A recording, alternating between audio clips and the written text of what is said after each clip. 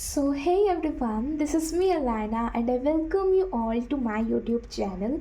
So, this video is going to be the last minute board hectic preparation. So, now let me show you all the time in India. It's almost 11 a.m. and today is 23rd of January and also 23 days are left for our boards. So let's get started without wasting any time further. First of all, I will be completing some of the chapters from the first flight textbook of English. फिर मैंने अपने watch में timer set कर दिया था and I started reading the chapter madam rides the bus. I love this chapter because the protagonist वाली जो है ना, she is really inspiring and motivating. She is ready to explore the world in such a tender age of 8 years I guess.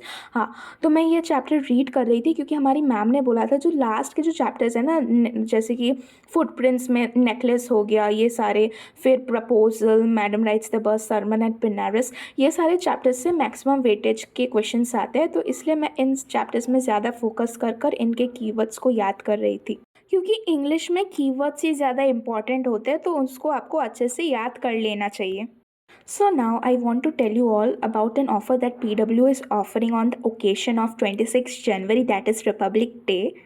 So PW classes 9 to 12 के सारे batches में 65% of दे रहा है on this occasion. और जो 10th का board booster 2.0 2025 वाला जो बैच है, इस ऑफ़र में आपको वो खाली 399 रुपीज़ में मिल जाएगा. जैसा कि आपको पता ही होगा कि अभी बहुत ही लेस टाइम बचा है हमारे बोर्ड एग्जाम्स के लिए, तो इसमें अगर आपको अच्छे से 10th के सिलेबस को पूरा स्टार्टिंग से रिवाइज करना है, so this batch is best. And इसके मल्टीपल बेनिफिट्स भी है, जैसे कि you are getting recorded classes, फिर PDF नोट्स मिल जाएंगे आपको क्लासेस में, शेड्यूल्ड टेस्ट भी होंगे, आपको प्रैक्टिस शीट भी मिलेंगी. Then there is a best facility of doubt engine, जिसमें आप अपने क्वेश्चन पूछ सकते हो and within 24 hours you will get an answer of it. But this offer is valid till only 31st January and you can use my coupon code FLAME150 for an additional discount. और similarly class 12th के लिए भी board booster 2.0 2025 वाला batch available है. Class 9th के लिए NEET fast track वाला batch and 11th के लिए उदय 3.0 वाला बैच. और ये सारे बैचेस के लिंक मैंने डिस्क्रिप्शन बॉक्स में दे दिए हैं, तो आप जाकर चेकआउट कर सकते हो. अगर आपने मेरे रिजल्ट वाली वीडियो देखी होगी तो आपको पता होगा कि प्री बोर्ड 1 में मेरे मैक्सिमम मार्क्स ना लिटरेचर वाले सेक्शन से डिडक्ट हो गए थे. तो इसलिए प्री बोर्ड 2 में इस मिस्टेक को अवॉइड करने के लिए मैंने कीवर्ड्स को अच्छे से याद कर लिया था, सेंटेंस फॉर्मेशन थोड़ा देख लिया था, ग्रामेटिकल एरर्स को अवॉइड करने की भी कोशिश की थी जो कि मेरे आंसर राइटिंग में हो जाती है, एंड स्पेलिंग्स में भी फोकस किया था. तो इस बार मेरा लिटरेचर सेक्शन तो एकदम सही गया था. इवन मुझे 6 मार्क्स वाले आंसर्स में भी फुल 6 दे दिया था मैम ने. लेकिन इस बार मेरे ग्रामर वाले सेक्शन में गलती हो गई थी, तो इसलिए अभी मैं सैम्पल पेपर्स कर कर ग्रामर एंड आंसर वाले पैसेजेस को ज़्यादा प्रैक्टिस कर रही हूँ, ताकि इन सब में भी मेरे मार्क्स डिडक्ट ना हो. You must be knowing that grammar and the reading section comes with practice only. आप उसको याद नहीं कर सकते हो, right.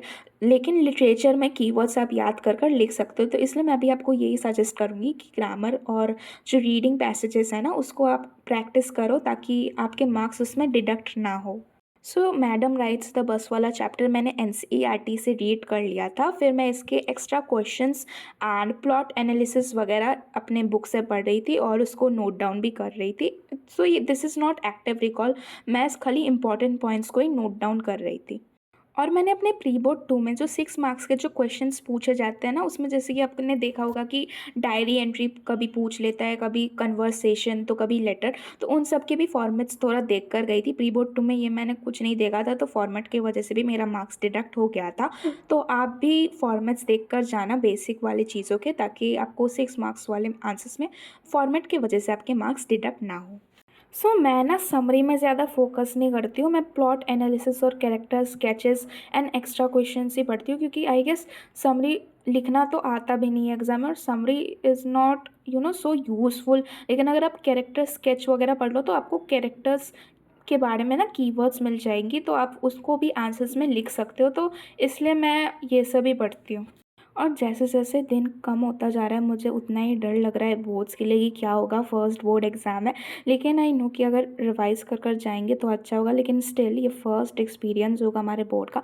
Do let me know कि आपको भी फियर हो रहा है कि नहीं अपने फर्स्ट बोर्ड एग्ज़ाम के लिए. मैंने इंग्लिश की भी जो सैम्पल पेपर सॉल्व किया अभी तक, मैंने खाली रीडिंग वाला पोर्शन और ग्रामर वाला सेक्शन ही किया है। जो लिटरेचर के जो आंसर्स हैं ना, उनको भी मैं याद कर लूँगी और रिवाइज़ कर कर चली जाऊँगी, क्योंकि आंसर अगर मैं फ्रेम करूँगी तो फिर टाइम लग जाएगा, और जिसमें मुझे डाउट होगा वो मैं ज़रूर प्रैक्टिस करूँगी, लेकिन जो ईज़ी वाले होंगे तो मैं खाली उसको रीड कर कर समझ कर चली जाऊँगी अपने बोर्ड एग्ज़ाम में।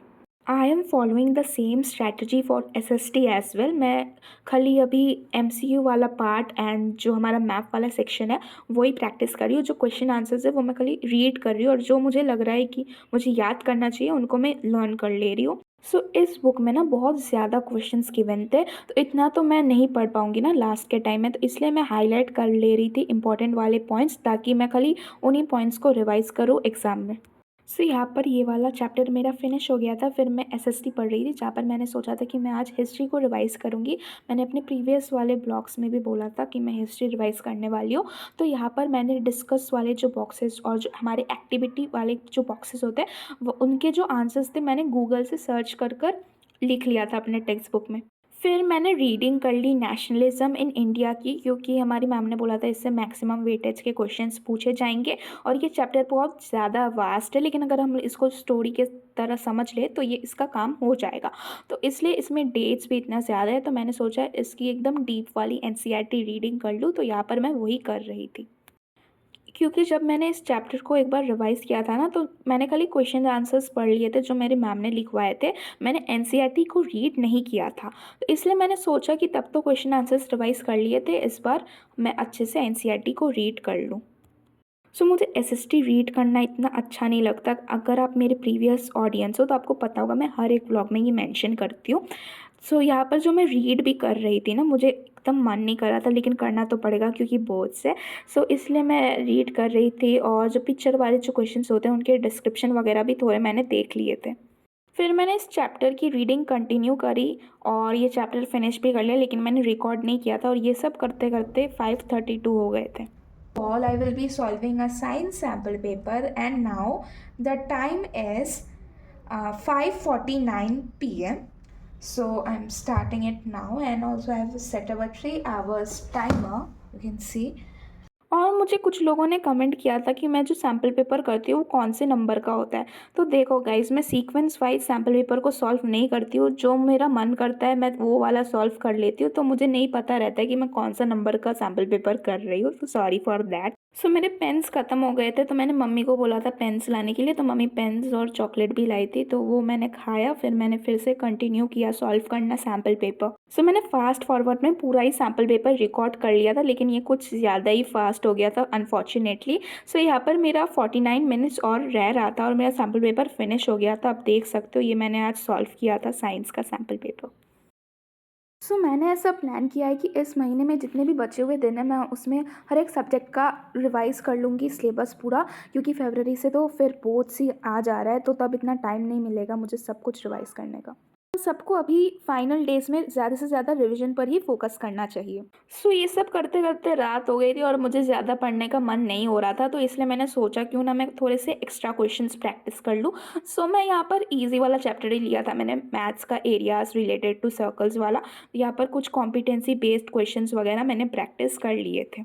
So that's it for today guys. I hope you enjoyed this vlog, और ऑल्सो कमेंट में लिख देना कि आपको नेक्स्ट व्लॉग कौन से टॉपिक में चाहिए। So like, subscribe and share. Bye.